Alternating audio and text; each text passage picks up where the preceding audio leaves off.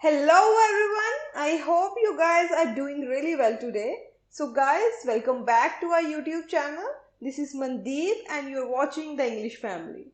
So, today we will learn about how to write a task 2 main body paragraph. आज हम सीखेंगे कैसे writing task 2 जो होता है हमारा आईएलटीएस में उसके जो मेन बॉडी पैराग्राफ्स होते हैं पैराग्राफ 1 बीपी 1 एंड बीपी 2 उसको किस तरह हम इजीली जो है लिखना सीख सकते हैं. ठीक है.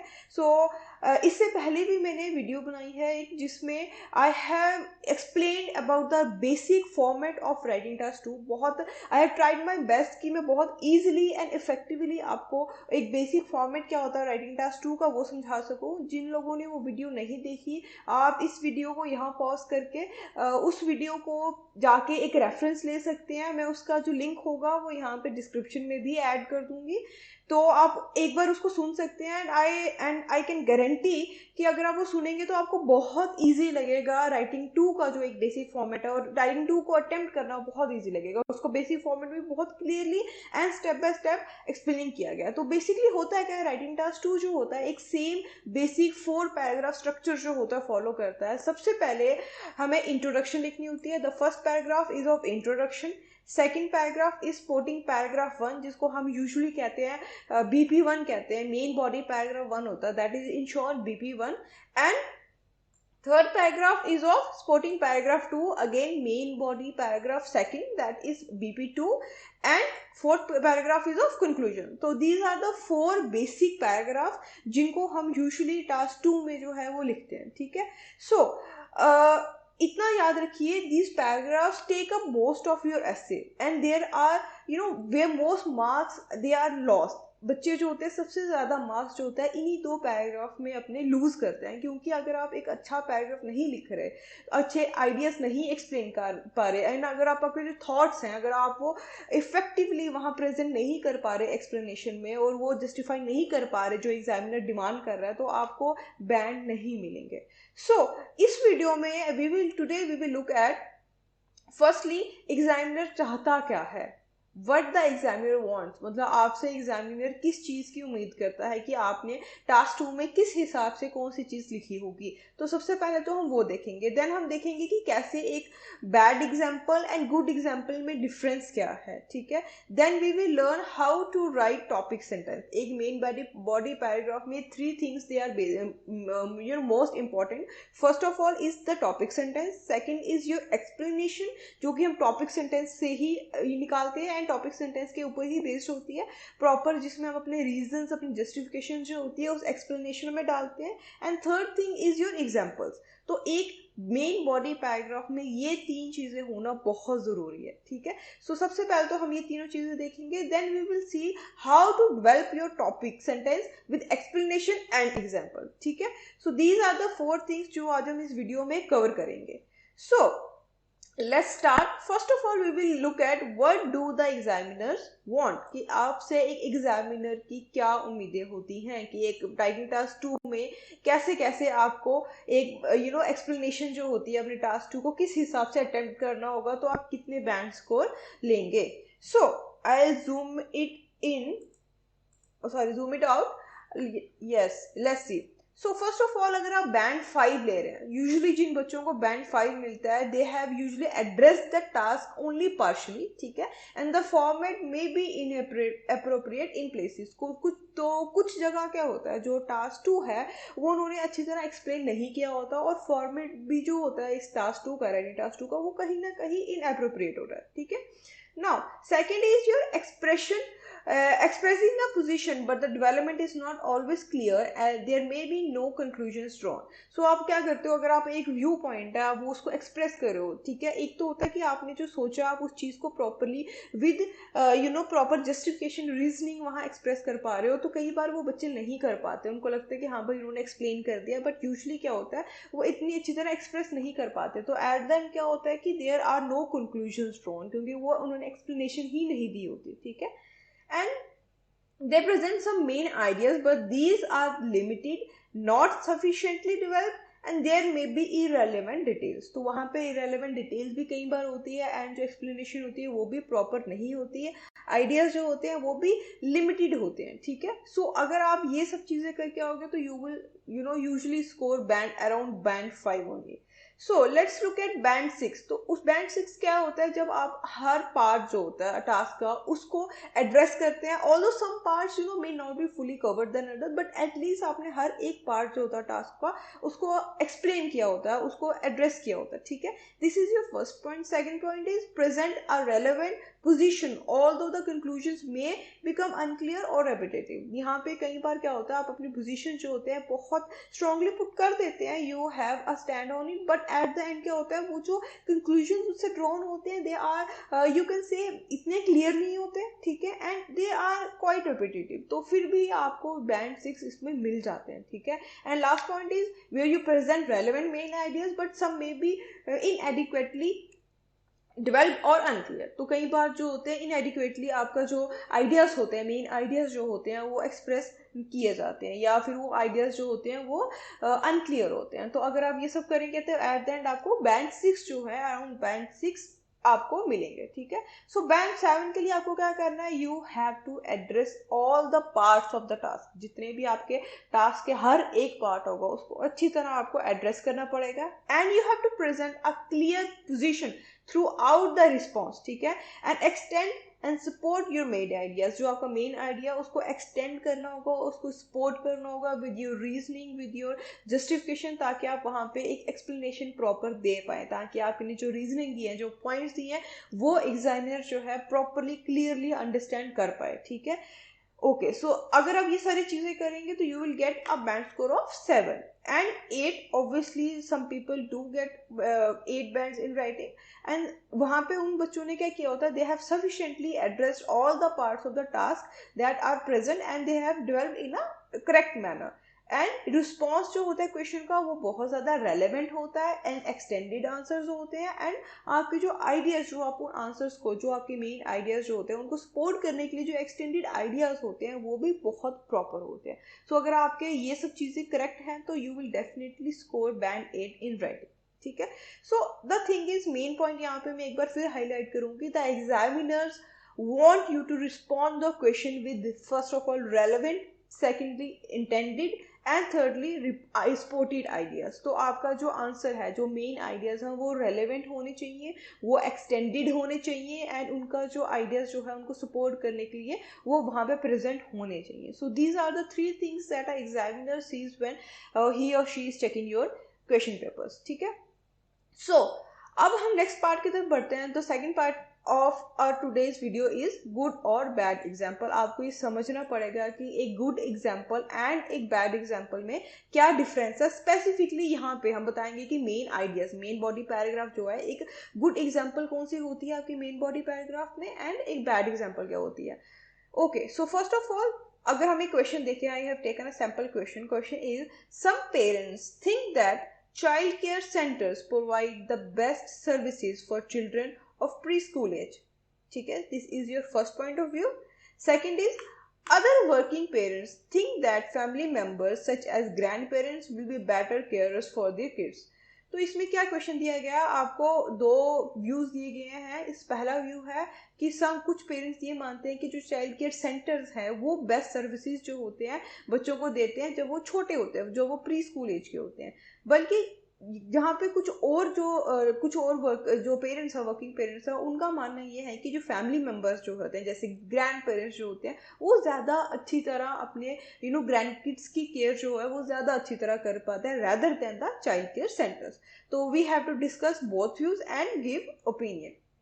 So let's see at the first sample of the main body paragraph। यहाँ पे एक प्रॉपर मैंने एग्जाम्पल दिया आपको, main body paragraph sample 1 and sample 2, 2 samples है कि हम इसको किस तरह से एक्सप्रेस कर पाते हैं दोनों व्यूज को। एक इसमें गुड एग्जाम्पल है एंड एक बैड एग्जाम्पल है मेन बॉडी पैराग्राफ की। तो आप इसमें बाद में जज करिए कि किस तरह से आपको खुद, अगर जब आप सैम्पल ये आप इसका स्क्रीनशॉट भी ले सकते हैं, स्क्रीनशॉट लेके खुद ऑब्जर्व कर सकते हैं कि कैसे डिफरेंस जो होता है एक सैम्पल 1 और सैम्पल 2 में क्या डिफरेंस है, एंड इन दोनों में से कौन सी एक गुड एग्जाम्पल है एंड कौन सी एक बैड एग्जाम्पल है ऑफ मेन बॉडी पैराग्राफ 1 और किसको आपको फॉलो करना चाहिए और किसको नहीं. So we will look at the sample 1 of explanation of the first topic, that is, many parents in full-time employment prefer to leave their children with grandparents when they are at work because they feel their child will be safer with someone from within the family circle. Okay, so this is your first point. In other words, they do not trust a stranger to look after their child and feel confident that no harm will come to their child whilst being looked after by grandmother or grandfather. So this is your explanation, and in the last there is example. For example, a 2013 survey from Cambridge University showed that 62% of the working mothers prefer a member of immediate family to provide care when they are at work. तो ये होगी आपकी एक example. तो this is your first sample. Now we will look at the second sample, that is grandparents are the best people to look after children for very obvious reasons. Grandparents really love their grandchildren and would never harm them. Also, the children really love their grandparents and feel comfortable with them. Finally, grandparents have lots of experience taking care of children because they are old and looked after children for many years themselves. So these are the two sample examples of your main body paragraph 1. अब आप इसमें देख सकते हैं कि कौन सा sample जो है, इट्स अप टू यू, आप जज कर लीजिए. यहाँ पे वीडियो पॉज करके, इससे पहले कि मैं आंसर इसका बताऊँ, आप एक बार खुद पढ़ के खुद जज कीजिए कि इन दोनों सैंपल में से कौन सा मेन बॉडी पैराग्राफ जो है वो उसने पूरी रिक्वायरमेंट्स को अच्छी तरह दी है, या फिर जहाँ पे एक्सप्लेनेशन प्रॉपर की गई है, आइडियाज डेवलप हुए हैं, एग्जाम्पल दिए, या फिर फर्स्ट सैंपल अच्छा या फिर the second sample that is जहाँ पे एग्जाम्पल नहीं दी एंड आइडियाज जो हैं वो भी इतनी अच्छी तरह लिंक नहीं है, ना ही इतनी अच्छी तरह एक्सप्रेस किए गए हैं. ठीक है. So can you tell which one is better?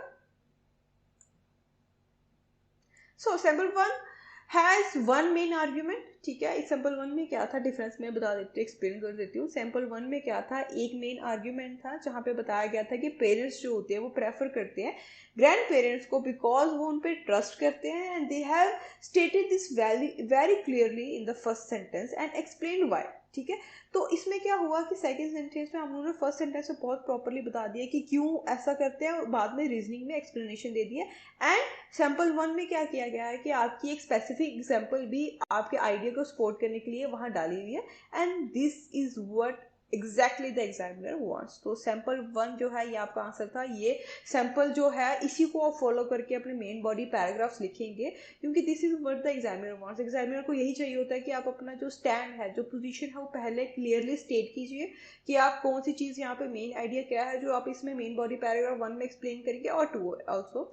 ठीक है. उसके बाद उस topic sentence, that is your topic sentence, उसके बाद उसकी एक्सप्लेनेशन दीजिए. दैट एक्सप्लेनेशन जो होगी that should also be relevant to the topic sentence जो आप पहले लिख चुके हैं. एंड देन एग्जाम्पल भी आप उसी की देंगे जो आप ऊपर डिस्कस कर चुके हैं. ये नहीं कि अगर आपने एक्सप्लेनेशन में किसी और चीज़ की बात किया but now in example you are talking about something else, वो नहीं करना आपने. ठीक है. अगर हम सैम्पल 2 को देखें तो सैम्पल 2 में बहुत डिफरेंट आर्ग्यूमेंट्स प्रेजेंट किए गए थे, and most of them are general.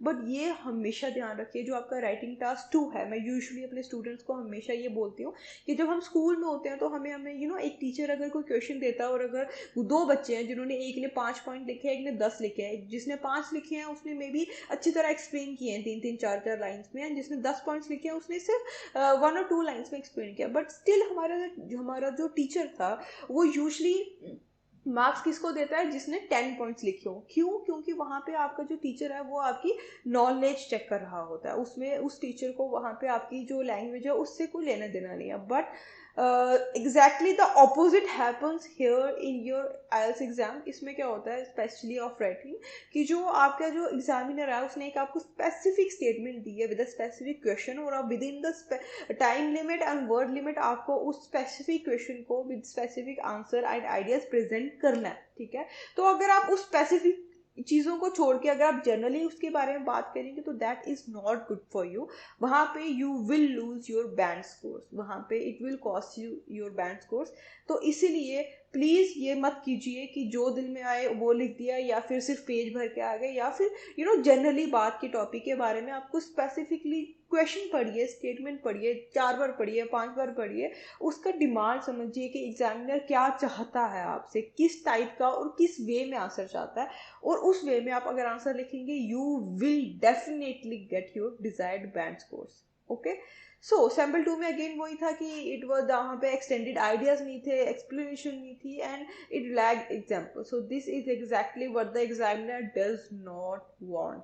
I will highlight it. ये वो चीज़ें हैं जो एग्जामिनर नहीं चाहता, तो आपको ये चीज़ें अवॉइड करनी है in while writing your main body paragraphs. ठीक है, नाउ अब हम सबसे पहले देखेंगे कि how to write a topic sentence, a main body paragraph लिखना कैसे है, step by step we will discuss कि किस तरह से हम प्रॉपर एक main body paragraph with proper topic sentence, explanation and example जो है हम लिख सकते हैं। ठीक है, so the very first sentence in sporting paragraph should be of topic sentence. हमेशा ध्यान रखिए जैसे आप अपना मेन बॉडी पैराग्राफ जो है वो लिखना स्टार्ट करेंगे, तो वो जो होगा उसमें सबसे पहले आपने टॉपिक सेंटेंस जो है वो देना है। ठीक है, each paragraph should have one main idea only, and the topic sentence tells the reader what this idea is। ठीक है, तो होता है क्या है कि हर एक paragraph there will be 2 main body paragraph, paragraph BP1 and BP2, उन दोनों में एक एक मेन आइडिया ही होगा, और ये मेन आइडिया जो होता है ये एग्जामिनर को एक एक रीडर को या एग्जामिनर को एक आइडिया देता है कि आप किसके बारे में बात करेंगे इन योर एक्सप्लेनेशन। ठीक है,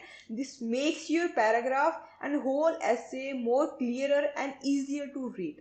आपको ये ऐसे बहुत ज़्यादा ईजी हो जाता है एग्जामिनर के लिए भी पढ़ना, और बहुत ज़्यादा ईजियर हो जाता है कि किस तरीके से उसको अंडरस्टैंडिंग क्लियर हो जाती है आपने क्या बताने की कोशिश की है। ठीक है, सो okay, so let's look at an example. So first, you can see it on your screens. The example is most high level positions in companies, they are filled by men, even though the workforce in many developed countries is more than 50% females.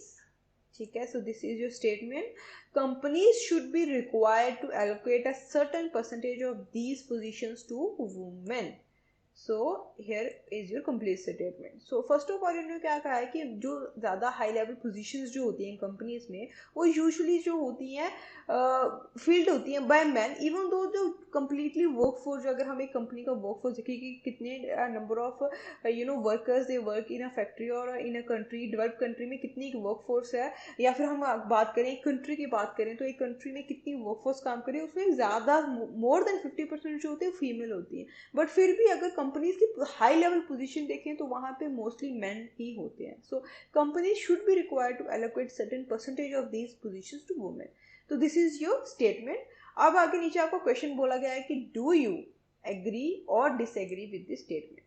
ठीक है, सो यहाँ पे हमें reasons देखने हैं, या तो for या फिर against of allocating a certain percentage of position in the workforce to women. तो इस चीज़ के लिए या तो हमने फॉर में जाना है या तो हमने इसके अगेंस्ट पे बात करना। हम दोनों पॉइंट्स में यहाँ पे आपको प्रेजेंट कर देती हूँ। तो सबसे पहले अगर हम फॉर के पॉइंट्स प्रेजेंट करें, that will be of first is of fairness, there will be fairness. अगर ये चीज़ होती है, there will be equality, it will prevent discrimination, women outperform man in many job. बहुत ऐसा होता है कि बहुत बार ऐसा होता है कि women they do out perform man in many jobs. So women outperform men in many schools and university subjects also. So these are your points for the for thing. Now we will talk about against. तो अगर हम against की बात करें, अगर हम disagree करें और against की बात करें, तो that should be that is it should be based on merit not gender. तो अगर हम positions की बात करें तो हम इसमें कह सकते हैं कि positions जो है वो gender पे based होनी नहीं चाहिए. It should be based on the merit or the experience or the qualifications of that individual जो कि उस position के लिए apply कर रहा होगा. ठीक है, a few jobs like construction they are better suited to males. ठीक है, इसकी हम ये भी एक और पॉइंट इसमें ऐड कर सकते हैं कि जो फिजिकल और मैनुअल लेबर जो होती है it is generally suited to males, because उनका जो फिजिकल कैपेबिलिटीज एंड स्टेमिना जो होता है it is by nature much more than women. So अगर मैं अपनी बात करूं तो इसमें मैंने फॉर में बात की है. ठीक है, तो अब क्या करेंगे, अगर हम फॉर में से कोई भी, हम देखो हमने we have made a list, यहाँ पे हमने फॉर की एक लिस्ट बना दी। अब इन दोनों में से मैं फॉर के बारे में इस वीडियो में बात करूंगी, ठीक है, एंड इसमें से मैं 2 पॉइंट्स कोई भी उठाऊंगी, ठीक है। सो अगर इनमें से कोई 2 पॉइंट्स पे अगर हमने टॉपिक सेंटेंस लिखना हो तो वो इस तरीके से हम बना सकते हैं, ठीक है। और इतना ध्यान रखें, जब आप एक, जैसे आप एक राइटिंग टास्क 2 की स्टेटमेंट पढ़ते हैं, एक क्वेश्चन पढ़ते हैं और आपके माइंड में उस स्टेटमेंट का एक क्लियर पिक्चर आ जाती है, तो आप वहाँ पे पॉइंट्स नोट कर दिए कि ठीक है, फॉर में ये पॉइंट्स है, अगेंस्ट में ये पॉइंट्स है, और अगर मैं फॉर में जाता हूँ या जाती हूँ तो यहाँ पे क्या होगा कि मैं ये पॉइंट्स जो है को अच्छी तरह एक्सप्लेन कर पाऊंगी। तो आपने क्या करना है, उन पॉइंट्स को जो कि आप अच्छी तरह एक्सप्लेन कर पाओ वो चूज करने हैं और उनको लिखना है, and you have to support them with examples. तो अगर हम टॉपिक सेंटेंस की बात करें तो हम इस तरीके से लिख सकते हैं, women should be allocated a certain percentage of roles because to not do so discriminates against them because of their gender। अगर हम ऐसा नहीं करते तो उनको जेंडर की वजह से डिस्क्रिमिनेशन फेस करनी पड़ सकती है। Second topic sentence would be, female should be given a bigger share of jobs because women currently out perform males in most university subjects. तो हम ये भी एक रीजनिंग दे के अपना टॉपिक सेंटेंस जो होता है VP2 का हम देख सकते हैं। तो इसमें आप बहुत इजीली देख सकते हैं कि एक मैंने एक आइडिया प्रेजेंट किए थे, उनमें से जो आइडिया मैं अच्छी तरह एक्सप्लेन कर पाती हूँ उनको in the form of a topic sentence मैंने चूज कर लिया। नाउ अब हमने अपने आइडियाज को एक्सप्लेन कैसे करना है आप ये देखिए, ठीक है। So explaining ideas is a problem for most students, not because they can't do it but because they don't see the point in doing it. So they think that the examiner must be an educated person and explaining simple ideas to them is wasting their time. So you should never assume this, and instead I usually tell my students to assume that the reader has no knowledge of this subject at all, and you need to explain what you mean in order for them to understand. तो मैं usually अपने students को यही बोलती हूँ कि हमेशा ध्यान रखिए, जो आपको लग रहा है कि आप सिंपल लैंग्वेज में, अब बच्चे क्या करते हैं कई बार they refer to some templates और समथिंग एल्स, तो वहाँ से वो they cram things, they cram the phrases, and वो बार बार वही रेपिटेटिवनेस जो होता है वहाँ पे आ जाता है और वही लिखने की कोशिश करते हैं। बट एट द एंड होता है क्या, जब वो क्रैम जो उन्होंने की होती चीज़ें वो लिखते हैं, तो जब एग्जामिनर कोई भी नॉर्मल टीचर भी अगर वो पढ़ता है तो सामने पता चलता है कि वो बच्चे ने वो क्रैम किया है, एंड उसका जो खुद का आइडिया नहीं था। एंड नीचे क्योंकि उसके बाद जो नेक्स्ट सेंटेंस होता है उसमें उस बच्चे के कहीं ना कहीं सेंटेंस स्ट्रक्चर खराब होगा, कहीं ना कहीं टेंस गलत होंगे, या तो उसमें वर्ड स्पेलिंग जो होते हैं वो गलत के होते हैं। तो एट द एंड एग्जामिनर को बहुत इजीली दिख जाता है कि एक बच्चे के पास एक्चुअल नॉलेज थी या उसने जस्ट एक रैंक की and things from different sides, तो वो वहाँ पे आके लिख रहा है। तो यूजुअली क्या करें, सिंपली जो आपकी एक बेसिक नॉलेज है, हर एक आइडियाज, हर एक डिफरेंट टॉपिक्स होते हैं। जब भी हम पेपर देने जाएंगे तो उससे पहले ऑब्वियसली हमने बहुत सारी आइडियाज जो होते हैं पढ़े होते हैं, तो उन आइडियाज में ना सेंटेंसेस या फ्रेजेस क्रैम करने की कोशिश ना करें। उस आइडियाज में उस जो भी कोई टॉपिक होगा उसका जो बेसिक वोकैब होती है, अगर कोई साइंस के रिलेटेड चीज़ है तो उसकी बेसिक वोकैब क्या है, कुछ एजुकेशन के रिलेटेड है तो उसकी क्या है, इन्वायरमेंट के रिलेटेड है तो उसकी क्या है, तो वो बेसिक वोकैब जो होती है उनकी मीनिंग्स अच्छी तरह समझे, और वो जब आप एक्सप्लेनेशन में यूज़ करेंगे तो एग्जामिनर को भी बहुत ईजिली अंडरस्टैंड होगा कि आप क्या कहना चाहते हैं, ठीक है। So there are certain phrases we can use to explain our ideas, that is when you are linking something you can say that this is to say, या फिर in other words, so this is for linking thing, and if you are giving reason so you can say that this is because, or the reason is, and when you're describing a result you can say as a result or as a consequence और therefore। अब ये सारी चीज़ें जो हैं आप वो use कर सकते हैं लिंकिंग के लिए, रीजन देने के लिए, और अपना जो रिजल्ट है वो डिस्क्राइब करने के लिए। सो हम क्या करेंगे, इन फ्रेजेस में से एक टॉपिक सेंटेंस में से एक फ्रेज लेंगे और उसको रीजन करेंगे कि हम किस तरीके से जो एक्सप्लेनेशन है वो लिख सकते हैं। सो फर्स्ट एग्जांपल क्या है, हम यही फ्रेजेस को यूज करके जो हमने ऊपर टॉपिक सेंटेंस दिया था उसको नीचे अब एक्सप्लेनेशन में ऐड करेंगे। सबसे पहले एग्जांपल क्या आ जाती है, women should be allocated a certain percentage of roles because to not do so discriminates against them because of their gender। So this was a topic sentence जो हमने अभी पहले भी किया है। अब हम कह सकते हैं कि as a result women will be denied jobs and not because of their intellect और skill but because simply because of their sex. तो यहाँ पे क्या हो सकता है कि हम अगर यूजली फीमेल्स को अगर आप उनकी मेरिट के हिसाब से ना करें, आप सिर्फ ये देखें कि नहीं ये पोजीशन जो है ये फीमेल्स के लिए नहीं है, ये सिर्फ मेल्स के लिए है, तो वहाँ पे डिस्क्रिमिनेशन जो होती है, जेंडर डिस्क्रिमिनेशन, वो यूजली फीमेल्स जो होती है वो फेस करेंगी। एग्जाम्पल 2 अगर हम देख लें, females should be given a bigger share of jobs because women currently outperform males in most university subjects. That is to say, those young women are just as qualified as men, if not more, and should therefore be given at least an equal share in the job market. So, this is your second example. अब इसमें है क्या, simply इसमें क्या किया कि हमने बहुत स्पेसिफिकली जो उसने हमने ये देखो जनरली हमने जेंडर डिस्क्रिमिनेशन को लेकर एक्सप्लेनेशन दी, या फिर यूजली और क्या क्या वेमेन इश्यूज फेस करती है, हमने उसके बारे में बात की। हमने जो एग्जामिनर ने हमें स्पेसिफिक क्वेश्चन पूछा था, हमने टू द पॉइंट उसका आंसर दिया है।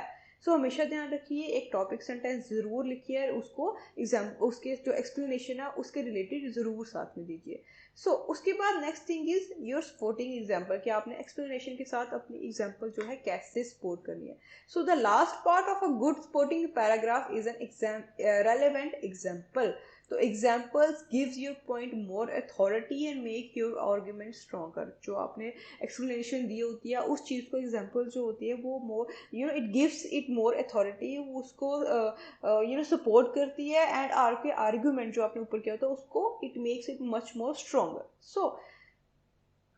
सबसे पहली चीज़ जो हम देखेंगे, if you can if you can't think of a good example, just make one up। School या यूनिवर्सिटीज़ में कैसे रिसर्च करते हैं, इसमें भी मैंने एग्जांपल आप कैसे लिख सकते हैं, इसके लिए एक स्पेसिफिक वीडियो मैंने बनाई है। वो आप इसका लिंक भी I definitely share it in the description, आप उसको रेफर कर सकते हैं कि प्रॉपरली हर एक डिफरेंट टाइप्स ऑफ, क्योंकि डिफरेंट मेथड्स होते हैं उनको फॉलो करके आप बहुत ईजिली हर एक एक्सप्लेनेशन के साथ एग्जाम्पल बना सकते हैं। अगर आपके पास अपनी कोई रियल या फिर आपके पास जनरल एग्जाम्पल नहीं है जो कि आपकी एक्सप्लेनेशन के साथ मैच कर रही है, ठीक है। There are two good ways to make up examples that are using newspaper articles or university research। तो मैं अपने स्टूडेंट्स जो होते हैं यूजली उनको दो तीन टाइप की एग्जांपल्स करवाती हूँ। तो सबसे ज़्यादा जो कॉमन होती है, जो बच्चे इजीली अंडरस्टैंड करते हैं एंड जो वो यूज़ भी करते हैं, that is by using our university research और अ न्यूज़पेपर आर्टिकल। तो अगर हमने जो देखें, जो हमने ऊपर जो हमने दो एक्सप्लेनेशन दी हैं उसी को अगर हम देखें, तो फर्स्ट ऑफ ऑल जैसे हम explanation the, women should be allocated a certain percentage of roles because to not do so discriminates against them because of their gender. As a result, women will be denied jobs not because of their intellect or skill but simply because of their sex। तो this is your first explanation. अब इसके साथ हम example जो होते हैं किस तरीके से बना सकते हैं, अब ये देखिए नाउ। ये भी ध्यान रखिए कि जैसे हमने एक्सप्लेनेशन में ज़्यादा कोई जनरली बात नहीं की, वैसे ही हमने एग्जाम्पल भी जनरली नहीं देनी। हमने टू द पॉइंट बहुत स्पेसिफिक एग्जाम्पल देनी है ताकि एग्जामिनर जो है उसको भी सर्टन हो सके कि हाँ जी बच्चे को कोई एक नॉलेज थी, उसको इसके बारे में पता था, एंड कुछ ना कुछ एग्जाम्पल वहाँ पे रेलिवेंट जो है वो दी गई है। Now for first example is, for example, lots of women fail to get jobs solely on the basis of their gender। अब यहाँ पे क्या किया गया है कि बहुत जनरली बात की गई है, ये हमें नहीं करना। फर्स्ट एग्जाम्पल आप फॉलो नहीं करेंगे। Now if we look at the second example, for example, many business women in Asia find it difficult to get jobs as CEOs despite having the same qualifications as men। अब यहाँ पे क्या हुआ है कि थोड़ी सी हमने जो एग्जाम्पल है वो स्पेसिफाई की है बट नॉट प्रॉपरली, तो हमने ये भी एग्जाम्पल का मेथड जो है फॉलो नहीं करना। तो जो पहली चीज़ जो हमने जो थर्ड एग्जाम्पल है, ये एग्जाम्पल है जिसको हमने प्रॉपरली फॉलो करना है। जो थर्ड एग्जाम्पल है, for example in 2014 it was reported in the Straits Times that only 9 of Singapore's top 100 companies have female CEOs despite making up 50% of total workforce। So this is the example जहाँ पे properly specifically बताया गया है कि एक report हुई थी, कब थी, किस न्यूज़पेपर में आई थी, और उसमें प्रॉपर स्टैटिस्टिक्स जो है, प्रॉपर नंबर जो है वो गिवन है। सो जो फर्स्ट एग्जाम्पल थी that was very general and वो बिल्कुल भी सेटिस्फैक्ट्री एग्जाम्पल जो है वो नहीं होती. एग्जाम्पल 2 जो है वो बेटर है पहले से, but again business women in Asia जो है वो जनरल चीज़ आ जाती है और वो आपके आंसर को, आर्ग्यूमेंट को प्रॉपरली सपोर्ट नहीं करती. जो एग्जाम्पल थर्ड थी वो it was a good example because it use an actual newspaper report. Specific stats 9% थी. 9% हमने प्रॉपर बताया from a specific place Singapore and at a specific time 2014. तो हम ये छोटी छोटी चीज़ें जो हैं ये ध्यान में रखनी है वाइल राइटिंग योर एग्जाम्पल्स. सो अगर हम जितने भी चीज़ें आज हमने डिस्कस की हैं कि टॉपिक सेंटेंस कैसे लिखना है, कैसे हमने उस चीज़ को आगे एक्सप्लेन करना है एंड कैसे हमने उसके साथ अपने आइडियाज़ एक्सटेंड करते हुए साथ में उन आइडियाज़ को, अपने आर्ग्यूमेंट्स को स्ट्रॉन्ग करने के लिए कैसे हमने एग्जाम्पल भी देनी है, उस चीज़ को अगर हम देखें और at the and I have put it all together. और एक और एग्जाम्पल मैंने यहाँ शो किया है जैसे कि आप देख सकते हैं. As children become adults, their social behavior changes in some ways. So this is your statement. What are the main differences between young children's social behavior and that of adults? To what extent are the changes that take place are good? So these are your questions. So सबसे पहले this is your BP1 that I have written with proper example. First of all the topic sentence, then explanation and example. तो आप देख सकते हैं. Let's see. Children are always full of energy and quickly jump onto things that excite them. This activity is one behavior slows down as one matures. Adults often do not quickly conclude, instead patiently wait and weigh the pros and cons and then they make a decision. तो हम क्या करते हैं, usually adult जो होते हैं वो बहुत ज़्यादा पेशेंटली वेट करते हैं, वे करते हैं the pros and cons and then they make a decision. It is the materialistic things that make a child happy, but as a child crosses 10 years and start maturing into an adult, he or she realizes the importance of human beings and emotions over the materialistic objects. So this is your proper explanation, and in the last of BP1 I have put an example. For example, our child expects toys and gizmos on his birthdays, but an adult wishes that their friends remain present and share their joy and be a part of special day. So this is your example. Now let's look at BP2. However, certain changes may not be entirely positive as a person crosses his or her teen years. Children fight with their friends and peers. However, this does not last for long and they quickly forget any grievances that initially had for others and continue to be friends. Often, adults do not solve their indifferences as quickly as adults and refuse to come to terms with the person they might disagree with. Characteristic traits such as being judgmental, flattery, dishonesty are something that is not present in children but in adults. So this was your explanation of BP2. And in the last, I have again put an example. For example, the New York Times reported that employees in a company resort to flattery and become a yes person instead of expressing their opinions honestly, which they may have not as a child. So this is your example for BP2.